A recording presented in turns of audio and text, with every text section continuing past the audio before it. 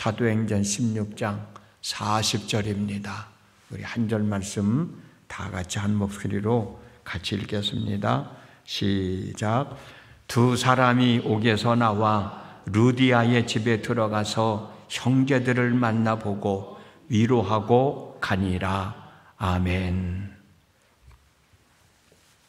오늘 또 새벽을 깨우시느냐고 애쓰셨습니다.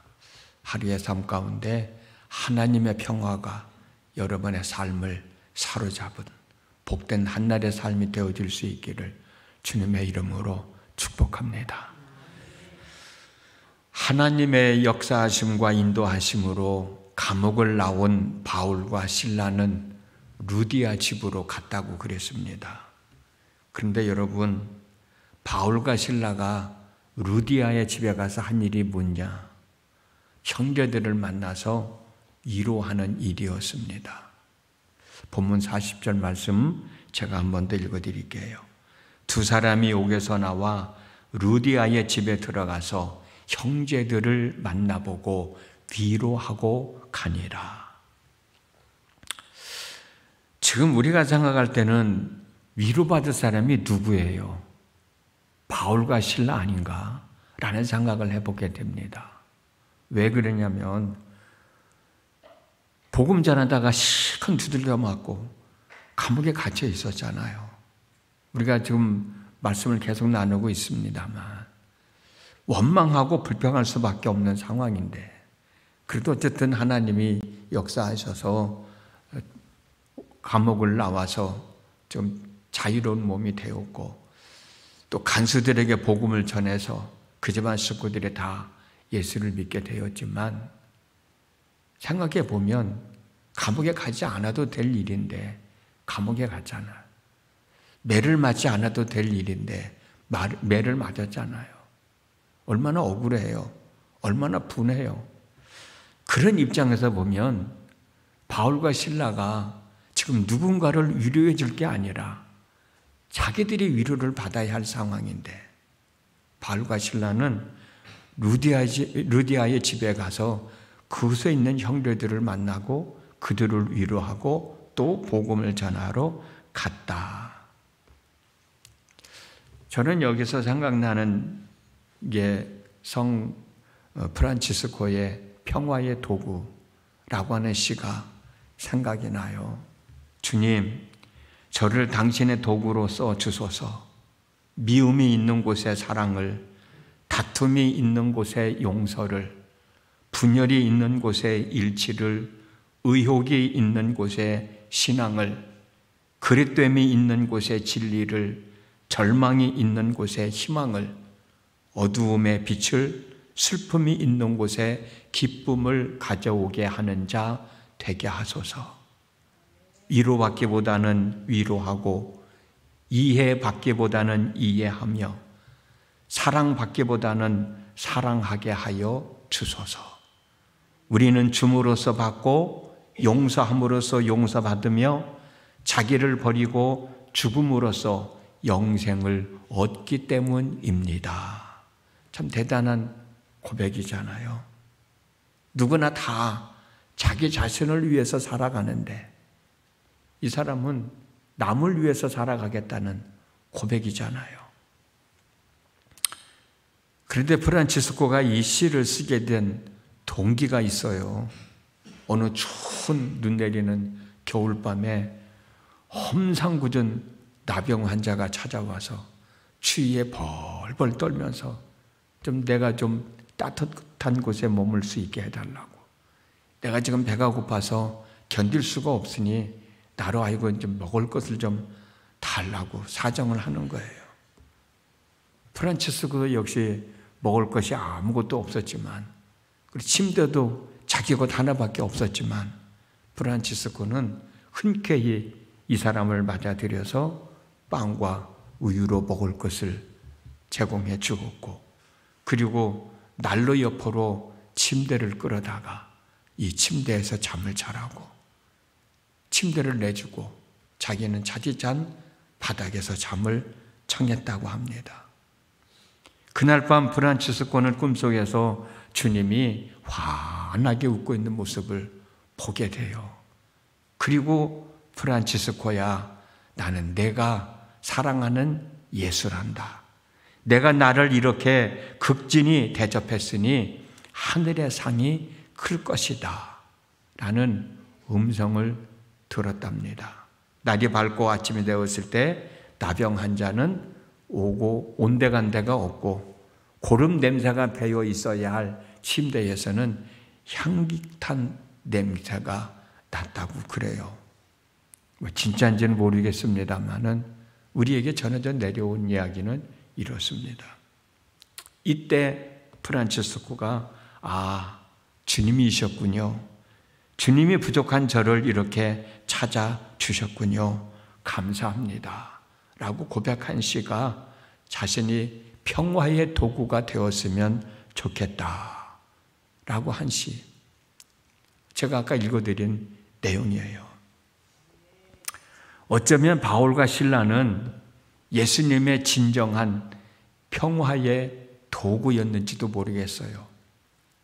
바울과 실라는 하나님의 사랑으로 충만했고 이 세상 그 어느 것도 바울과 실라를 해할 수 없는 하나님의 사랑에 매인 사람들이었어요. 예수님은 이 사람들에게 환상을 통해서 이렇게 말씀하셨잖아요. 마게도냐로 건너와서 우리를 도우라. 이미 나눴던 말씀 16장 19절 말씀 한 번 더 읽어드릴게요.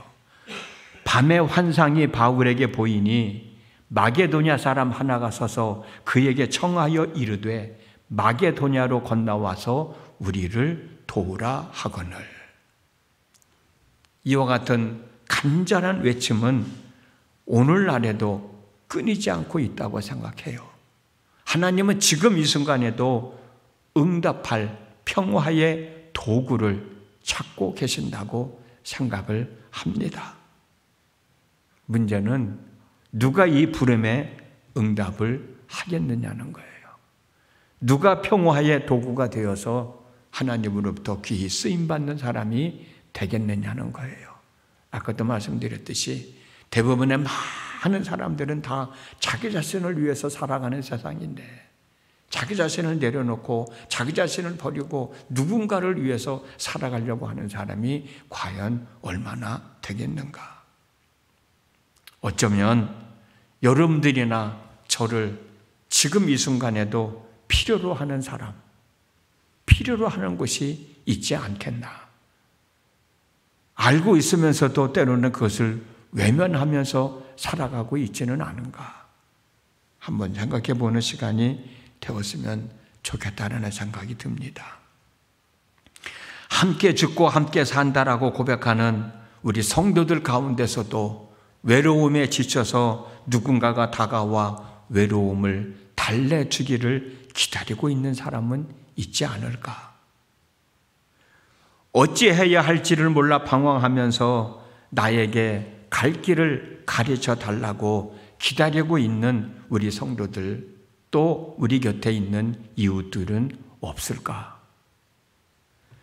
잠을 자야 할 때 잠을 청하지 못하고 극심한 통증에 시달리는 사람, 내 곁에 그런 사람은 없을까? 무슨 말이라도 하고 싶은데 내 말을 들어줄 사람이 없어서 어쩌면 저와 여러분들을 기다리고 있는 사람은 내 주변에 없을까? 어쩌면 내 곁에 가까이 있는 사람이 내가 평화의 도구가 되어주기를 기다리고 있는지도 모르겠어요. 아니, 알면서도 외면하고 있는지도 모르겠어요. 저는 가끔 여러분들에게 그런 말씀을 드립니다. 나도 힘들고 어렵지만 나보다도 더 어렵고 힘든 사람이 있으니 그들을 외면하지 말고 그들을 위해 기도해 주자. 참 그래야 할 사람들이 너무나도 많은 것 같은데 그들을 외면하고 살 때가 또 너무나도 많았던 것 같습니다. 그 사람들이 누군지는 분명히 모르지만 분명히 있을 거예요. 하나님의 은혜가 그들 모두에게 함께하여 잘 극복하며 살아갈 수 있기를 위해서 축복하며 기도해 줄 때 그 기도를 들으시는 하나님은 얼마나 행복해 하실까라는 생각도 해보게 됩니다.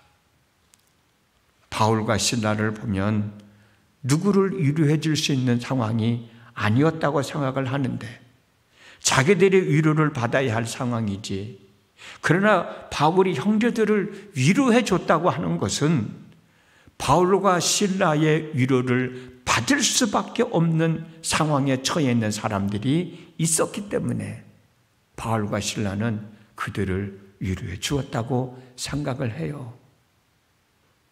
자기들도 위로받을 수 없는 상황인데 자기들보다도 더 힘들고 어려운 상황에 있기 때문에 바울과 실라는 그런 마음으로 루디아 집에 있는 사람들을 위로해 주고 격려해 주지 않았을까라는 생각을 해보게 되는 거죠. 늦은 오후에 길을 걷다 보면 삶에 지쳐서 터덜터덜 걸어가는 사람의 모습을 보게 될 때가 있습니다. 어디서 사는 사람인지 이름도 모르고 성도 모르지만 내 앞에서 마주 오는 사람의 모습을 보고 그냥 지나칠 수가 없어서 때로는 주여 삶에 지친 저 사람에게 힘을 주십시오, 삶의 용기를 더하여 주십시오 라고 고백할 때도 있었어요. 세상살이 쉽다고 얘기하는 사람 과연 몇 명이나 되겠어요? 다 힘들고 어려운 삶을 살아가고 있지. 저도 힘들고 여러분들도 힘들고, 그렇지만 나보다도 더 힘들어하는 사람에게 평화의 도구가 되어서 위로해 주는 말, 격려해 주는 말, 그것도 할 수 없으면 하나님 저들을 불쌍히 여겨주시고 하나님의 은혜가 함께하여 주시기를 원합니다 라고 고백할 수는 있지 않겠나. 오늘이 바로 그런 날이 되어졌으면 좋겠어요. 나를 위해서도 살아가야 되지만 누군가를 위해서도 하나님의 사랑을 나눌 줄 아는 사람, 하나님의 사랑을 전할 줄 아는 사람, 누군가를 위해서 기도해 줄 줄 알고 축복해 줄 줄 아는 사람, 그 삶이 얼마나 복 있는 삶이겠습니까? 부족하지만, 부끄럽지만 오늘 하루 이런 마음을 가지고 행하며 살아가는 하루가 되어졌으면 하나님이 얼마나 기뻐하시겠어요. 저도 그렇고 여러분들도 그렇고 그런 마음가짐을 가지고 오늘 하루 행복하게 잘 살아갈 수 있기를 주님의 이름으로 축복합니다. 기도하겠습니다. 세상을 살다 보면 나 자신도 힘들고 어려울 때가 참 많이 있습니다. 그럴 때 누군가가 나를 위해서 위로해 주는 말 한마디, 누군가가 나를 위해서 기도해 줄 때 우리는 또 살아갈 희망을 갖게 되잖아요. 살아갈 용기를 갖게 되잖아요. 마찬가지로 내가 누군가를 위해서 따뜻한 말 한마디 해줄 때, 내가 누군가를 위해서 축복하며 기도해 줄 때 그 사람이 살아갈 용기를 갖게 된다면 우리가 살아가는 이 세상이 얼마나 아름답고 평화로운 세상이 되겠습니까?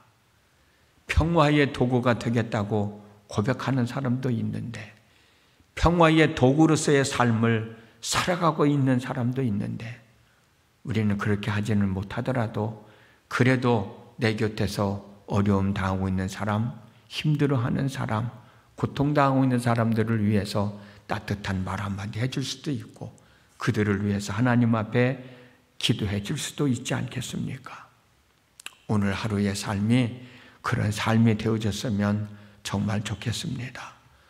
우리가 생각할 때 바울과 실라가 누구를 위로해 줄 것이 아니라 자기들이 위로를 받아야 할 상황이라고 생각하는데, 그래도 바울과 실라는 누군가를 위로해 줄 수 있었다고 하는 것. 어쩌면 그 사람들은 바울과 실라보다도 더 어려운 상황에 처해 있었는지도 모릅니다. 바울과 실라가 위로해 주었듯 격려해 주었듯 오늘 우리도 내 이웃들, 내 주변에 있는 사람들을 위로하며 격려하며 축복하며 함께 더불어 살아가는 복 있는 하루가 되어지도록 인도해 주시기를 원합니다. 오늘 또 하나님 앞에 기도하고 또 하나님의 은혜가 있어야 살아갈 수 있기 때문에 새벽을 깨웠습니다. 새벽을 깨운 사랑하는 성도들 한 사람 한 사람 하나님이 기억하시고 찾아가셔서 그들을 위로해 주시기를 원합니다. 오늘 이 시간 하나님으로부터 위로받고 힘을 얻어서 하루의 삶을 살아가며 누군가를 위로해 주고 누군가를 축복하며 사는 저희들의 삶이 되도록 인도해 주시옵소서. 예수님의 이름으로 기도드렸습니다. 아멘.